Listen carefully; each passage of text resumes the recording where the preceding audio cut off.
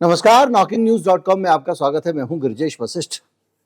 आपने एक चीज नोटिस की है, भारतीय जनता पार्टी अब सीधे अडानी के डिफेंस में खड़ी हो गई है। अब भारतीय जनता पार्टी के जितने नए कैंपेन आ रहे हैं वो अडानी को बचाने के लिए आ रहे हैं, जैसे अडानी भारतीय जनता पार्टी के सदस्य हों, भारतीय जनता पार्टी के नेता हों। और जब आप ये कहते रहे हो कि पीएम का अडानी से संबंध नहीं है, कोई भ्रष्टाचार में मोदी का नाम नहीं है, कहीं से कोई भी खुलासा ऐसा नहीं आया जिसमें सीधे कहा गया हो कि मोदी जी जो हैं उनको अडानी ने कुछ दिया या लिया, या उसके बावजूद, ठीक है मोदी जी के फेवरेट कहे जाते हैं अडानी, लेकिन इसके बावजूद अब पूरा का पूरा सेटअप, पूरा सिस्टम, सरकार, पार्टी और टूटकर उन लोगों को घेर रहे हैं जो अडानी के खिलाफ काम करने वाले हैं, अडानी को बोलने वाले हैं, अडानी के ऊपर सवाल उठाने वाले हैं। तो सीधे से कहानी हो गई है अडानी अडानी। आज हम समझेंगे कि किस तरह से पूरा का पूरा इकोसिस्टम इस समय भारतीय जनता पार्टी का भी, सरकार का भी, और वो अडानी को सपोर्ट करने में लग गया है, जबकि अडानी से भारतीय जनता पार्टी का दूर दूर तक कोई रिश्ता नहीं।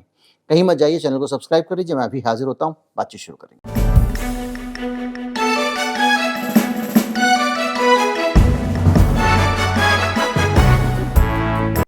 सबसे ताजा मामला महुआ मोइत्रा का है। महुआ मोइत्रा तृणमूल कांग्रेस की सांसद, और अडानी के खिलाफ जितने तीखे सबूतों के साथ मजबूत और दमदार सवाल महुआ मोइत्रा ने संसद में पूछे, उतने किसी ने नहीं पूछे। राहुल गांधी ने भी पूछे, हालांकि पूछने वाले तो संजय सिंह भी हैं, लेकिन उन्होंने 61 में से 50 सवाल सीधे अडानी के लिए पूछे। और अडानी के लिए जब वो सवाल पूछती हैं तो उनके सवाल बड़े वेल रिसर्च होते हैं, उनका खुद का भी फाइनेंस का बैकग्राउंड है, तो वो चीज़ों को, मर्चेंट बैंक कर रही हैं शायद वो, तो वो चीज़ों को समझती हैं, तो वो सारी की सारी चीज़ें ठोस सूचना लेकर आते हैं। सबसे पहले इसी मसले पे बात करेंगे कि कैसे महुआ मोइत्रा को अब लपेटा जा रहा है। महुआ मोइत्रा के खिलाफ एक वकील साहब ने, एक दुबे जी हैं सांसद, बड़े रोचक सांसद हैं, आप जानते हैं अच्छी तरह से, निशिकांत दुबे, आजकल बहुत तेजी से उभरता हुआ नाम है, क्योंकि वो संसद में बड़े रोचक, तीखे और दमदार हमले करते हैं कांग्रेस पार्टी पे। दमदार इसलिए कहूँगा कि उससे ज़्यादा मैं किसी उस पर जाना नहीं चाहता हूँ, लेकिन वो संसद में भारतीय जनता पार्टी के संबित पात्रा है, ये सबसे अच्छी उपमा है। और महुआ मोइत्रा के साथ में उनकी जो भी हमले करता है बीजेपी पर संसद में, आजकल निशिकांत दुबे ही उस पर वापस टूटते हैं, ये उनकी स्ट्रेटजी है। तो निशिकांत दुबे ने एक कंप्लेंट की है कि दिल्ली के एक वकील साहब हैं, वकील साहब ने उनको चिट्ठी लिख के बताया है कि महुआ मोइत्रा अडानी के खिलाफ जितने भी सवाल पूछती हैं वो सारे के सारे सवाल एक आदमी के कहने पे पूछते हैं। अब ये आदमी कौन है? आदमी है दर्शन हीरानंदानी। अब दर्शन हीरानंदानी कौन है? दर्शन हीरानंदानी हीरानंदानी ग्रुप के मालिक हैं और उसके संस्थापक के बेटे हैं, और रियल एस्टेट बिजनेस में बहुत अमीर आदमी। और दर्शन हीरानंदानी यहाँ वहाँ, उनके दुनिया भर में बहुत सारे कारोबार हैं। रियल एस्टेट में खास तौर पे उनका बड़ा दबदबा है। तो कहा यह जा रहा है कि महुआ मोइत्रा जो अडानी पर हमले करती हैं वो दर्शन हीरानंदानी के कहने पे करती हैं, और दर्शन हीरानंदानी उनको पैसे देते हैं सवाल पूछने के लिए, ये आरोप लगाया गया है। और इसमें एक कनेक्शन ये जोड़ा गया है कि दर्शन हीरानंदानी अडानी को टारगेट बनाना चाहते हैं, और अडानी को टारगेट बना के वो उनको बदनाम करना चाहते हैं। क्यों करना चाहते हैं, इसको लेकर कई सवाल हैं। जैसे कि दर्शन हीरानंदानी कह रहे हैं कि भैया मैं बिजनेसमैन हूँ, बिजनेस करता हूँ, और मैं राजनीति के बिजनेस में नहीं हूँ, इसलिए मैं कोई सवाल क्यों पूछ पाऊंगा पैसे देके, ये उनका पक्ष है। अडानी कह रहे हैं कि भैया मैं तो चौंक रहा हूँ, ऐसा ऐसा हो रहा है, मैं तो पहले ही कहता था मेरे खिलाफ कई लोग मिलकर साजिश कर रहे हैं, तो मैं तो चौंक गया ये सुन के। अब सवाल क्या होता है, जब ऐसी बात आती है तो जांच होनी चाहिए। निशिकांत दुबे ने स्पीकर को एक चिट्ठी लिख दी कि महुआ मोइत्रा के खिलाफ आरोप लगा है, वकील साहब की मेरे पास चिट्ठी आई है, उन्होंने ये आरोप लगाया, इसकी जांच कराओ। स्पीकर साहब जांच कराते हैं तो क्या होता है, राहुल गांधी का क्या हुआ था आपको याद है। खैर, इसकी कैसे जांच कराएंगे ये वो जानते हैं, हम कोई इस पर टिप्पणी क्यों करें।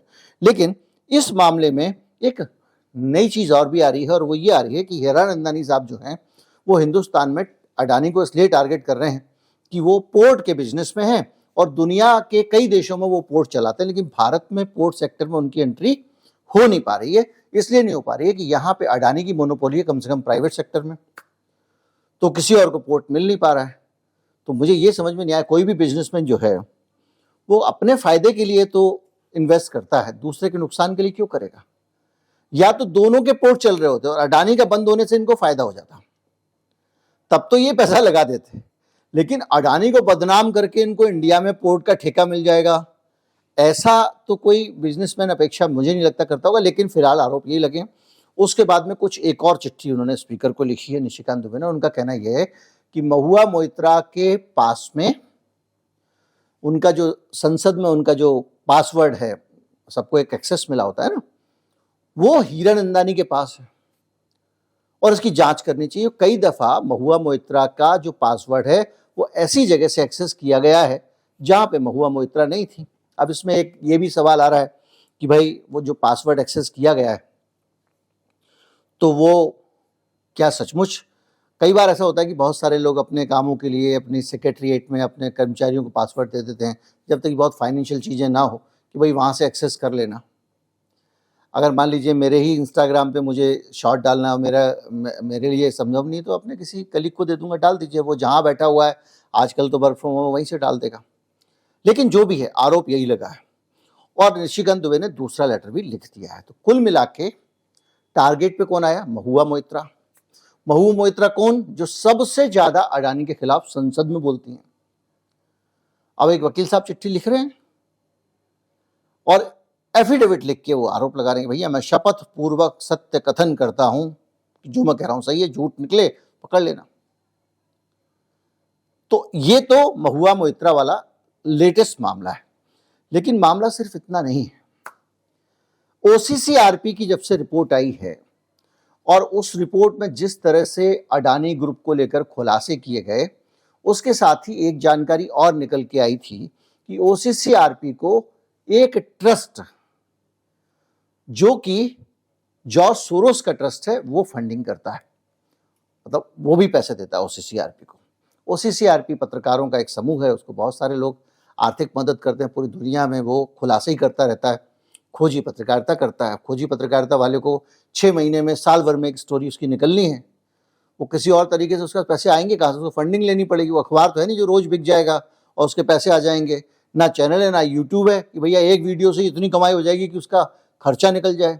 और इस तरह के ऑपरेशंस में कई देशों में बहुत सारे पत्रकारों को इन्वॉल्व होना पड़ता है। तो फंडिंग तो आप लेंगे ही, तो फंडिंग आप लेंगे तो किसी चैरिटी से लेंगे। जो चैरिटी में पैसा लगा होता है वो दुनिया के किसी न किसी अमीर का लगा होता है। खैर, तो उसमें जो है, अब जॉर्ज सोरोस का नाम पहले उछाला अडानी के दुश्मन के तौर पे। ये आदमी अडानी को ठिकाने लगाना चाहता है और जॉर्ज सोरोस पहले भी कुछ सख्त बयान दे भी चुके हैं, खास तौर पे मोदी सरकार को टारगेट करते हुए।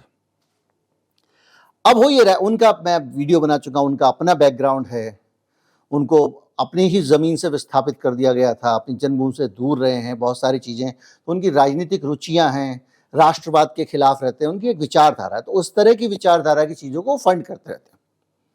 उसमें कोई व्यक्तिगत नहीं है उनका मामला, ये उनका सोच है जिसके आधार पर वो दुनिया में फंड करते हैं। खैर, उसके बाद में अब धीरे धीरे करके सबको टारगेट किया जा रहा है, राहुल गांधी को खास तौर पे, क्योंकि राहुल गांधी तेजी से निकल के आ रहे हैं। राहुल गांधी ने वो सवाल उठाया कि भैया वो पैसा किसका है ऑफशोर कंपनियों में, अडानी साहब की। और सबसे ज्यादा वोकल हैं राहुल गांधी। तो राहुल गांधी के ऊपर अब रोजाना ये आरोप लगने लगा है कि वो जॉर्ज सोरोस से साठ-गांठ करते हैं। स्मृति ईरानी ने आरोप लगाया कि विदेश यात्रा पे गए थे तो जॉर्ज सोरोस से मिलके आए और वहां मिले जमात इस्लामी के लोगों से, लगा दिया। इसी के साथ साथ नोबेल राय सिंघम वाला भी मामला है, उसको भी जोड़ दिया गया कि वो, अब नोबेल राय सिंघम में पूरा बता चुका हूं, उसका कोई सोरोस कनेक्शन नहीं है, वो खुद ही अमीर है और उसकी अपनी एक विचारधारा है। उस विचारधारा की सारी चीजों को लेकर न्यूज़ क्लिक वाले मामले में उसके एफडीआई को सवालों के घेरे में खड़ा किया गया है और चीजों को नोवेल रॉय सिंघम से जोड़ते हुए जॉर्ज सोरोस से जोड़ा जा रहा है। यानी जॉर्ज सोरोस मोदी का दुश्मन है और अडानी का दुश्मन है। तो सारा का सारा चिंतन आप देखिए वो ये है कि जिस आदमी ने अडानी की पोल खोली वो आदमी टारगेट पे रहना चाहिए। तो जॉर्ज सोरोस का आदमी अगर राहुल गांधी को दिखाओगे तो उनकी क्रेडिबिलिटी वीक होगी। रावण वाला जो राहुल गांधी का एक बीजेपी ने ट्वीट किया था पोस्टर, उसमें भी कहीं ना कहीं जॉर्ज सोरोस का नाम था, क्योंकि वो जो पोस्टर बनाया था उसमें लिखा था रावण और कांग्रेस पार्टी प्रोडक्शन, फिल्म का नाम बना दिया था, फिल्म का पोस्टर था और डायरेक्टेड बाय जॉर्ज सोरोस। इसके अलावा राहुल गांधी के खिलाफ और भी पोस्टर आते हैं। एक पोस्टर आता है जिसमें कठपुतली की तरह जॉर्ज सोरोस राहुल गांधी को चला रहे हैं। एक और पोस्टर पीछे निकालती है कि जॉर्ज सोरोस एक मास्क उतार रहे हैं, वो मास्क है राहुल गांधी का, अंदर से सोरोस का चेहरा निकल रहा है। एक और आती है, उसमें 3 लोग हैं जो मिलके सोरोस और राहुल गांधी और ये सब लोग पीठ में छुरा घोंप रहे हैं। एक आ रहा है कि वो आंखों के ऊपर से पट्टी फटती है तो अंदर से सोरोस का चेहरा निकलता है राजीव गांधी के। इस तरह से बहुत सारे पोस्टर लगातार राहुल गांधी पर, राहुल गांधी खड़े हैं, परछाई पड़ रही है और वो परछाई सोरोस है। इस तरह का बहुत सारा हाथ, हैंड इन ग्लव्स, उनका सोरोस का हाथ है, उसके अंदर राहुल गांधी ग्लव्स के अंदर। तो ये सारी चीजें लगातार राहुल गांधी को टारगेट कर रही हैं। संजय सिंह भी आप जानते हैं सबसे ज्यादा अडानी पर मुखर रहे। केजरीवाल ने तो विधानसभा के अंदर खड़े होकर बोल दिया कि अडानी की कंपनियां अडानी की नहीं है बल्कि मोदी जी की हैं। तो आप अगर गौर करेंगे तो निशाने पे कौन है? निशाने पे वो सब लोग हैं, चाहे वो न्यूज क्लिक हो या कोई भी हो, जो अडानी पे सवाल उठा रहा है और खुलकर पार्टी की सोशल मीडिया सेल, पार्टी के पदाधिकारी, पार्टी के मंत्री, उन सब को निशाने पर ले रहे हैं जिन्होंने अडानी के खिलाफ मसलों को खड़ा किया। क्या भारतीय जनता पार्टी अब अडानी साहब को इतना मानने लगी है या अडानी भारतीय जनता पार्टी के लिए इतना अहम हो गए हैं कि जो भी रास्ते में आएगा उसको पहले बीजेपी से टकराना पड़ेगा? क्या अडानी मतलब बीजेपी हो गया है? क्या बीजेपी ये बगैर मोदी जी की मर्जी के कर सकती है? क्या मोदी जी ने ही बीजेपी को इस काम पे लगा दिया है कि अडानी जी की छवि ठीक करो? और मुझे लगता है कि जैसे जैसे अडानी के ऊपर जो आरोप लगे हैं वो आरोप मजबूत हो रहे हैं, उन पर जितनी चर्चा हो रही है और जितनी चीजें सामने आ रही हैं वैसे वैसे मोदी जी की छवि कमजोर होती है, क्योंकि ये माना जाता है कि सारा संरक्षण और पैट्रोनेज मोदी जी ने अडानी को दिया हुआ है। तो ये भी एक अपनी इमेज बचाने का 2024 के चुनाव से पहले एक तरीका हो सकता है। भारतीय जनता पार्टी का जो तरीका है आप जानते हैं, वो विक्टिम कार्ड खेलते हैं। हर चीज के लिए सामने वाले के ऊपर षड्यंत्र करने और साजिश करने का आरोप लगा दो। माखन चोरी करते हुए पकड़े जाओ, बोलो मैंने थोड़ी खा रहा था, ये तो मेरे मुंह में लगा दिया इन्होंने मुझे पकड़ने के लिए, ये मेरे दुश्मन है। ये उनका स्टाइल हर चीज में है। कहीं वो कह देंगे कि ये टूल किट गैंग है, कभी कहेंगे ये कुछ है, कभी हर आंदोलन पे, जितने भी आंदोलन हुए, किसान आंदोलन हुआ है, खालिस्तानी आंदोलन है, ये विदेशों से संचालित है, इसमें फॉरेन फंडिंग आ रही है, ये चाइनीज आंदोलन है। मतलब कुल मिला के जो आपके ऊपर सवाल उठाए आप उसके ऊपर उससे भी बड़ा सवाल उठा दो। अब क्या हो रहा है कि अभी तक तो सवाल मोदी जी पे उठाओ आप तो गुनाह था, बीजेपी पे उठाओ तो आपको जवाब मिलेगा, लेकिन अब अडानी के ऊपर सवाल उठाने पर भी, देश के एक उद्योगपति के ऊपर सवाल उठाना भी भारतीय जनता पार्टी अब बर्दाश्त नहीं कर पा रही है।